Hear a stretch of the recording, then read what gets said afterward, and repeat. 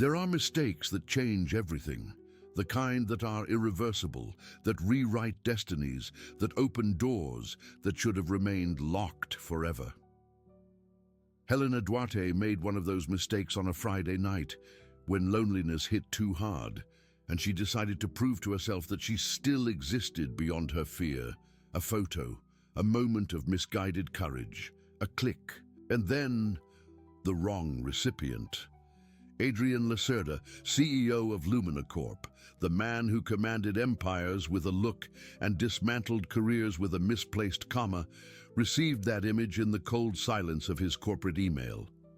He didn't reply, but the next day, when he passed her in the hallway, he let out a crooked, slow smile, laden with something Helena couldn't quite name. And from then on, nothing was ever the same, because some mistakes don't destroy, some mistakes ignite. Subscribe to the channel for more heartwarming stories. Helena felt her heart stop the exact moment the email sent.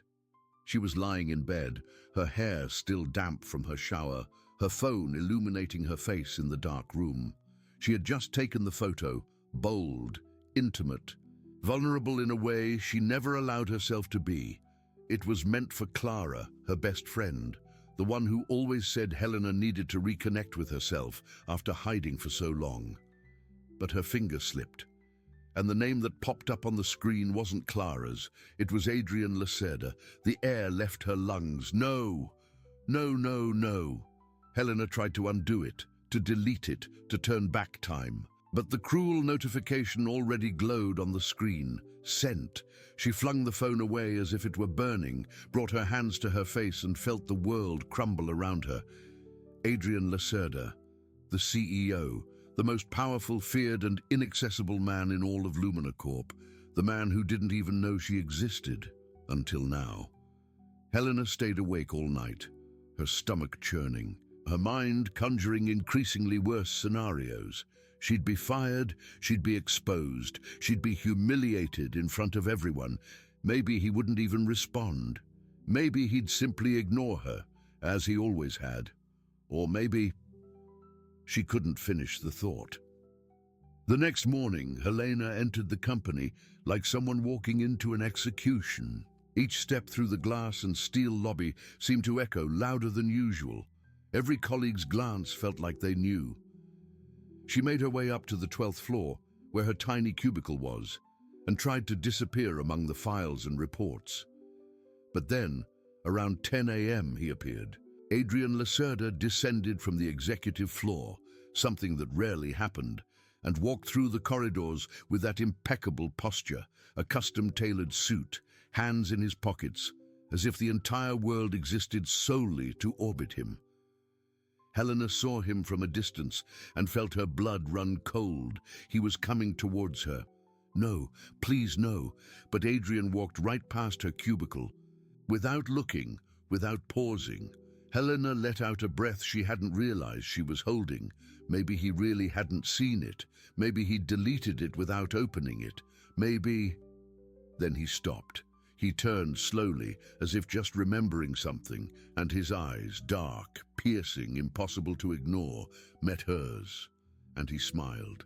It wasn't a kind smile, it was slow, calculated, dangerous, as if he knew exactly what he held in his hands.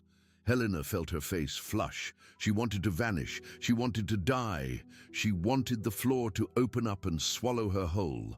But Adrian simply tilted his head slightly, as if to say, "We both know what happened," and continued on his way, disappearing down the corridor with his usual calm. Helena stood frozen, her heart pounding so hard it hurt. He saw it.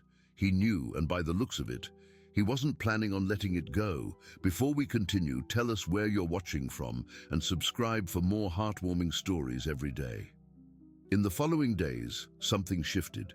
Adrian started showing up more, a lot more, always too close, always at the wrong moment or the right one, depending on your perspective. In the elevator, when Helena was alone, he'd slip in at the last second, stand beside her in silence, and the air would get so thick she could barely breathe. During meetings, he'd make comments that seemed innocent enough, but Helena knew were aimed at her. Sometimes the most unexpected mistakes lead to the most interesting outcomes. And always that look, always that damn smile. Helena tried to convince herself she was imagining things, that he was like that with everyone, that she wasn't special. But deep down, she knew the truth. He was playing with her. And the worst part, a part of her liked it. A part of her wanted to see how far this would go. Until one Thursday late at night, when almost everyone had already left, Helena received an email. Subject: urgent review, top floor. Sender: Adrian Lassiter. She read it again and again, her heart pounding. Going up there meant being alone with him. It meant facing what was happening. It meant crossing a line from which there might be no return. Helena closed her eyes, took a deep breath and grabbed her bag, because deep down she already knew. It wasn't about the mistake anymore. It was about what came next. The elevator ascended too slowly. Helena watched the numbers change on the digital panel, each floor seeming to last an eternity. 12th, 15th, 18th. Her heart kept pace with the climb, beating faster and louder with every passing second. When the doors opened on the 22nd floor, she was greeted by silence. No one was there. Just the soft glow of strategically placed lighting, reflecting off the glass walls that overlooked the entire city. Outside, New York City sparkled like a sea of lights, broken only by the darkness of the sky. Helena stepped out of the elevator, her heels echoing on the marble floor. Adrian's office was at the far end, behind a frosted glass wall. The door was ajar. She stopped in front of it, her hand trembling before she knocked. "Come in, Helena." His voice came from inside, deep and calm, as if he'd known she was there before she even announced herself. Helena pushed the door open slowly. Adrian was seated behind his desk, leaning back in his leather chair, his fingers laced across his chest. He wasn't wearing his jacket. His white shirt was rolled up to his elbows, the top two buttons undone. He looked more human, less out of reach, but his eyes were the same, dark, intense, impossible to ignore. "Sit down," he said, gesturing to the chair in front of the desk. Helena obeyed, perching on the edge of the seat, her hands clasped in her lap. She wanted to ask why she was there. She wanted this to be over. She wanted to disappear. But he didn't say anything immediately. He just looked at her, and Helena felt every second of that silence like a growing pressure in her chest. "You're nervous," Adrian said, more as a statement than a question. "No," she lied, her voice coming out weaker than she'd intended. He gave a half smile, the kind that doesn't believe a word. "Then why are your hands shaking?" Helena looked down and realized he was right. She clenched her fists, trying to hide it, but it was too late. Adrian stood up slowly, walked around the desk, and stopped in front of her, leaning on the edge. Now he was close. Too close. "You don't need to be afraid of me, Helena." She looked up, meeting his eyes. "I'm not afraid." "Yes, you are," he said softly, almost like a secret. "And I understand. I would be too." Helena frowned, confused. "Why?" Adrian looked away for the first time, as if deciding how much to reveal. When he looked back at her, something was different, something she'd never seen before. Vulnerability. "Because people think I'm made of stone, that I don't feel anything, that I don't have weaknesses." He paused, his jaw tight. "But I do, and a lot of them." Helena remained silent, her heart aching. "I lost someone 2 years ago," Adrian continued, his voice lower now. "Someone I truly loved. And since then, I've shut myself off, built this image of a cold, controlled, untouchable man, because it was easier, because it hurt less." He looked at her again, and Helena felt the weight of that gaze to her bones. "Until you came along. The air left her lungs. I didn't do anything." "You did," he said with a sad smile. You reminded me that there's still life outside these walls, that there's still possibility. Helena didn't know what to say. She didn't know what to do. She only knew that something was changing in that room, something that went beyond the photo, beyond the mistake. And you? Adrian asked, his voice gentle. Why are you so afraid of being seen? Helena felt her chest tighten. No one had ever asked her that before. She looked away, her throat tight. Because the last time I lost who I was. The words came out broken, pained, carrying a weight Helena had carried alone for too long. Adrian said nothing. He just lowered himself slowly, coming down to her level, his eyes searching hers with a tenderness Helena hadn't expected. Then maybe it's time for you to find yourself again. And for the first time since this all began, Helena didn't feel fear.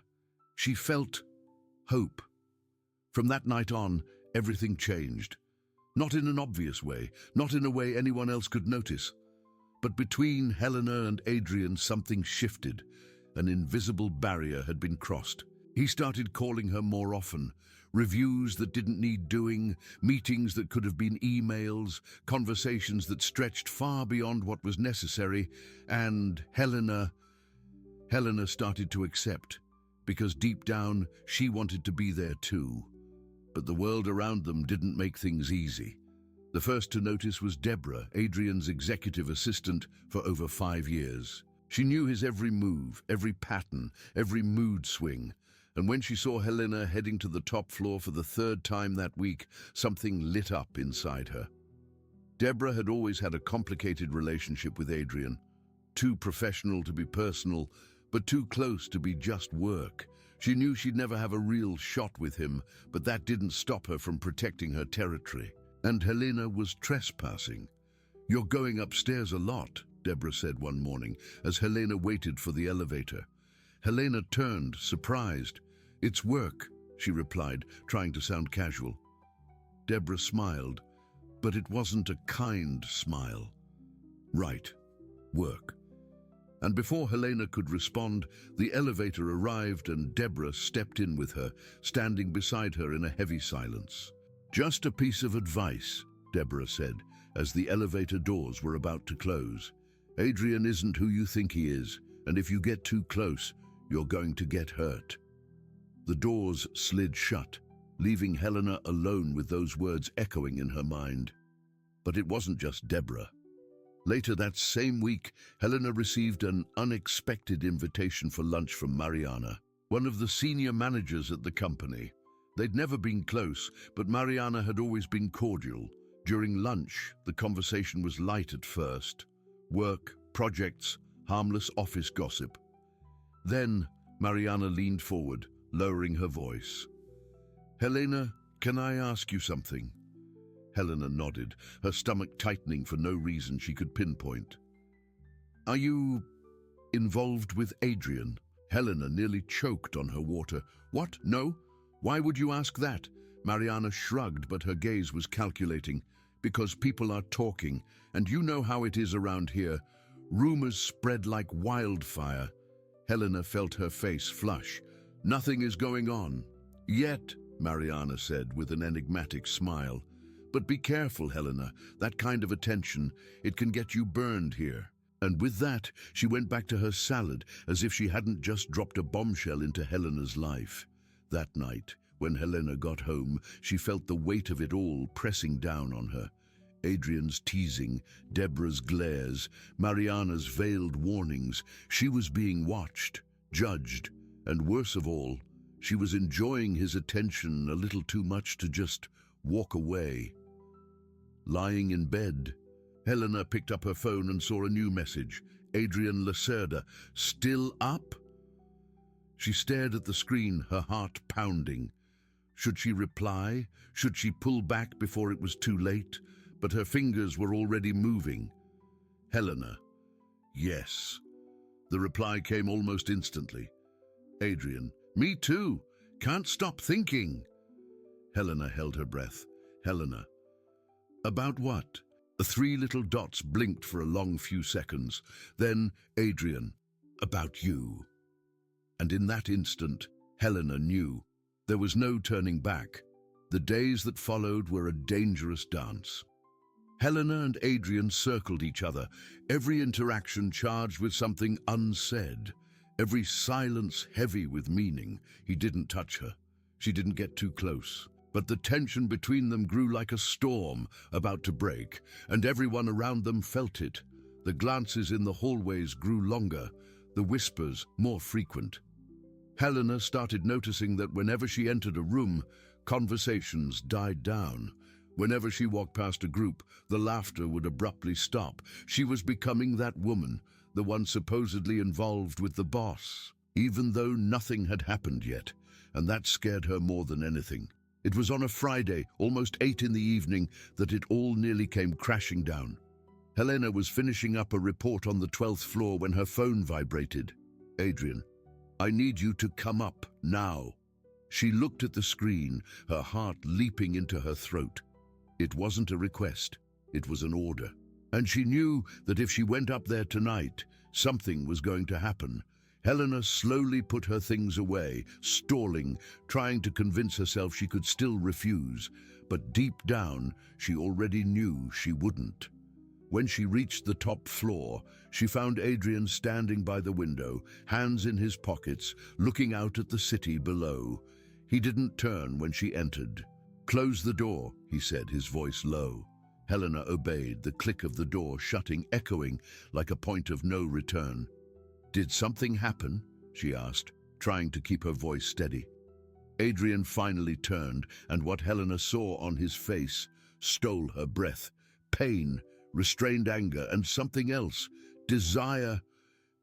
"I tried, Helena," he said, his voice rough. "I tried to keep my distance. I tried to ignore it. I tried to pretend this wasn't happening." He took a step toward her. "But I can't anymore." Helena stood frozen, her heart hammering so hard it ached. "Adrian, I know it's wrong," he continued, moving closer. "I know people will talk, that this could hurt you, that I should leave you alone. Another step. But I don't want to." Now he was in front of her, so close Helena could feel his heat, the scent that was already imprinted on her memory. "I want you," Adrian said, his eyes locked on hers. "And it's killing me."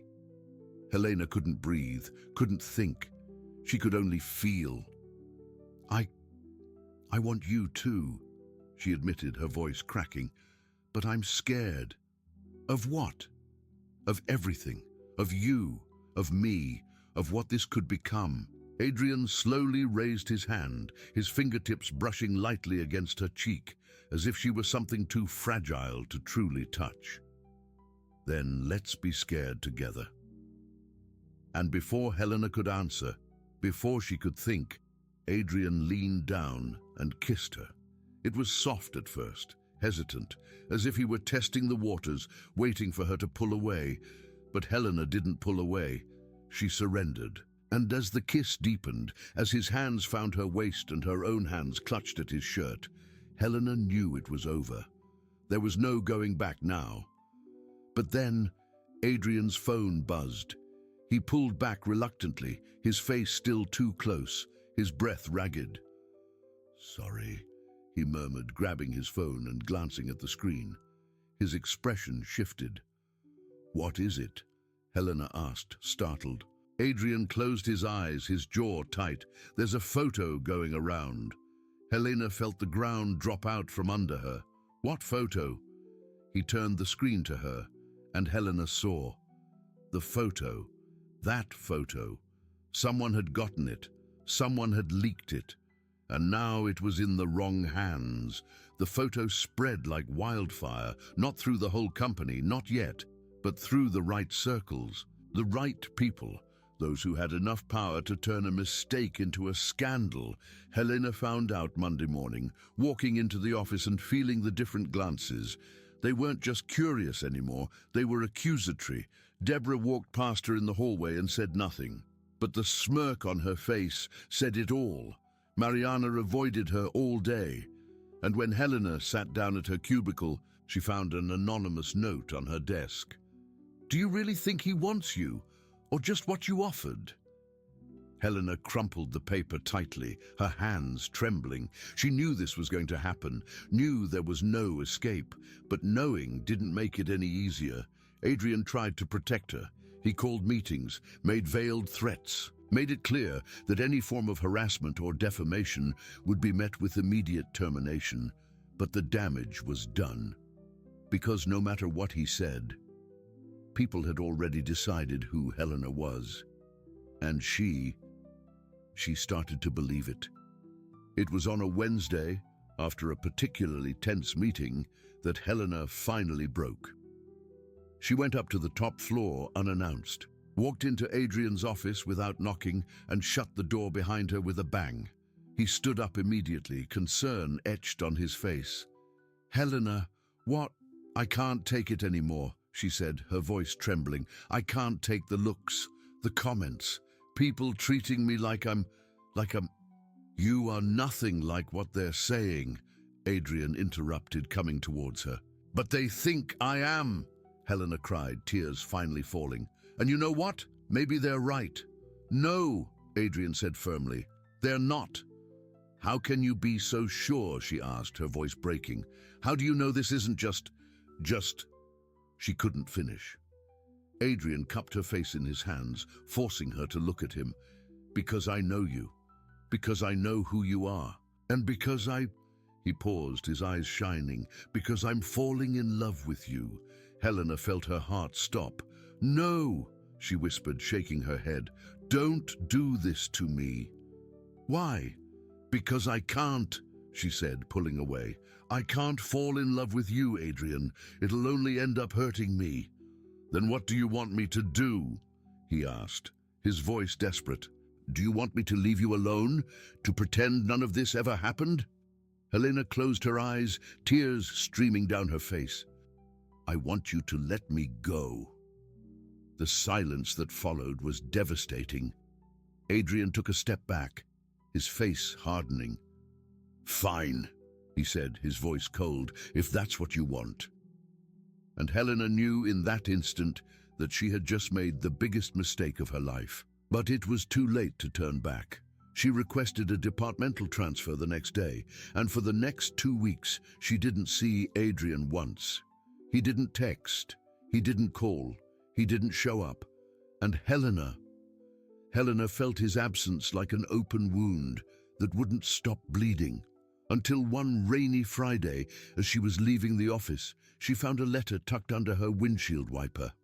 She opened it with trembling hands and read, "I let you go because you asked, but that doesn't mean I stopped feeling, and if you change your mind, I'll be here." Helena rested her head on the steering wheel and cried, because she knew she had lost the only person who had managed to truly see her. The days dragged by like a slow-motion movie. Helena tried to move on, tried to convince herself she'd done the right thing, that staying away from Adrian was the only way to protect herself. But the truth insisted on appearing in the quietest moments, waking up in the dead of night, reaching for her phone expecting a message that never came, passing the top floor and feeling her chest tighten, seeing his reflection in every decision she made. The letter remained in her purse, folded and worn from countless readings. "If you change your mind, I'll be here." But Helena didn't change her mind, at least not yet, until everything came crashing down. It was Deborah who came to her. On a grey Thursday afternoon, she appeared on Helena's new floor, stopped in front of her desk, and crossed her arms. "We need to talk," Deborah said. Her voice dry, Helena looked up, surprised. "About what?" Deborah pulled up a chair and sat down, her eyes fixed on Helena. "About Adrian." Helena's stomach churned. "I have nothing to say about him." "Maybe not," Deborah said, leaning forward. "But I do." She paused, as if measuring her words. "Do you know why he is the way he is? Why he's so closed off?" Helena didn't answer. "He lost someone," Deborah continued. His fiancée, Marina, she died 2 years ago in a car accident. They were supposed to get married in 3 months. Helena felt the air leave her lungs. He never told me that. Because he doesn't tell anyone, Deborah said, her voice softer now. He shut down after that, built such a strong armor that no one could get close. I watched him become an empty shell of who he was. She looked at Helena with an intensity that cut deep. Until you came along. Helena shook her head, tears burning in her eyes. I didn't do anything. You did, Deborah said. You made him feel again. And that scared him as much as it scared you, but he was willing to try for you. Deborah stood up, pushing the chair back. And then you left, and he went back to being that empty man again. She turned her back, but before leaving she looked back one last time. If you don't want him, fine. But at least have the courage to tell him to his face, because staying in this limbo is destroying both of you. And with that she was gone, leaving Helena alone with the weight of the truth. That night, Helena couldn't sleep. She stared at the ceiling, Deborah's words echoing endlessly. He was willing to try. For you. Had she been unfair? Had she thrown away something real because she was afraid of getting hurt again? Helena picked up her phone and opened her chat with Adrian. Her last message was from 3 weeks ago. I'm sorry. He had never replied. But now, her fingers trembling, she started typing. I need to see you. She paused, deleted it, typed again. Please. She sent it before she could regret it. Minutes dragged like hours. Then her phone vibrated. Adrian. When? Helena felt her heart explode in her chest. Helena, now. Half an hour later, she was standing in front of his building. Adrian lived in a condo in a discreet but elegant building. Helena had never been there before, but he'd sent the address without hesitation. When the door opened, she almost forgot how to breathe. Adrian looked different, more tired, more somber, but still him. They stood there for long seconds, just looking at each other. Then Helena took the first step. I'm so sorry, she said, her voice breaking. I'm so sorry for running, for being scared, for hurting you.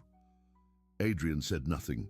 I thought I was protecting myself, she continued, tears falling.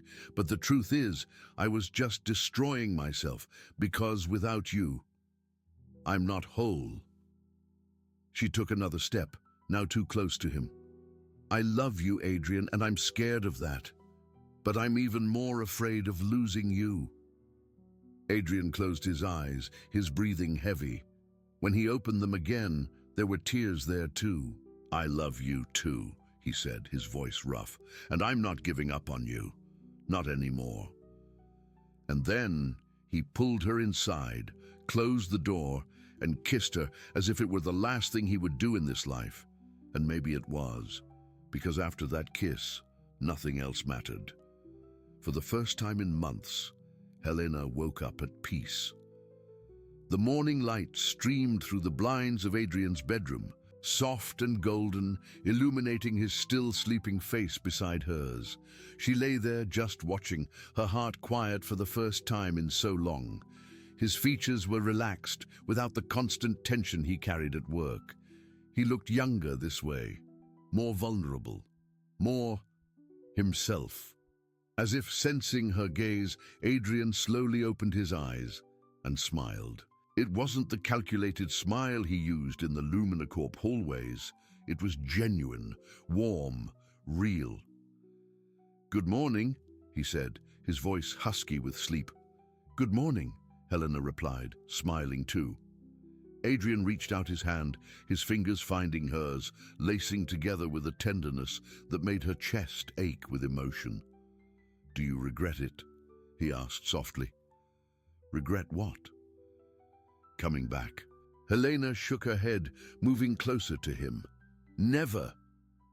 And she sealed the promise with a kiss. But coming back didn't mean everything was resolved.